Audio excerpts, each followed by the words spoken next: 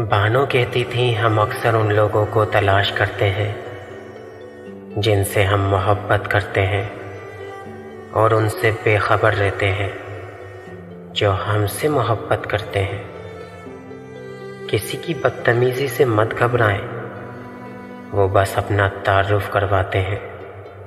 समझदारी इसी में है कि आप उन्हें पहचान के आगे चल दें। एक दिन हम एक दूसरे को ये सोचकर खो देंगे कि जब वो याद नहीं करता तो मैं क्यों उसे याद करूं। अगर आपको ये लगता है कि आप सब कुछ खोते जा रहे हैं तो ये याद रखें कि दरख्त अपने तमाम पत्ते हर साल खो देता है, लेकिन फिर वो अच्छे दिनों के इंतज़ार में रहता है और वो फिर हरा भरा हो जाता है।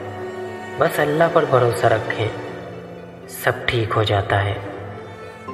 महबूब बिला वजह नाराज़ होने लगे तो समझ जाएं वो उदास है, उसे आपकी मोहब्बत की ज़रूरत है। लड़ने के बजाय उसे खूब प्यार देना समझदार खातून की निशानी है। टेंशन, बेचैनी और डिप्रेशन तब होते हैं जब हम दूसरों को खुश करने में ज़िंदगी गुजार रहे होते हैं।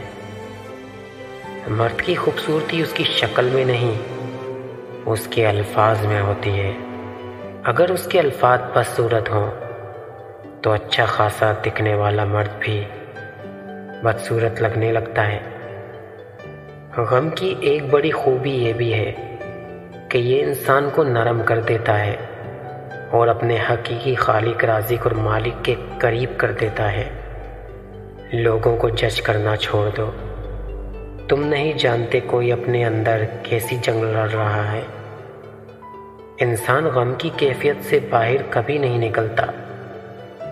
खुशी महज थकान उतारने का वक्फा है।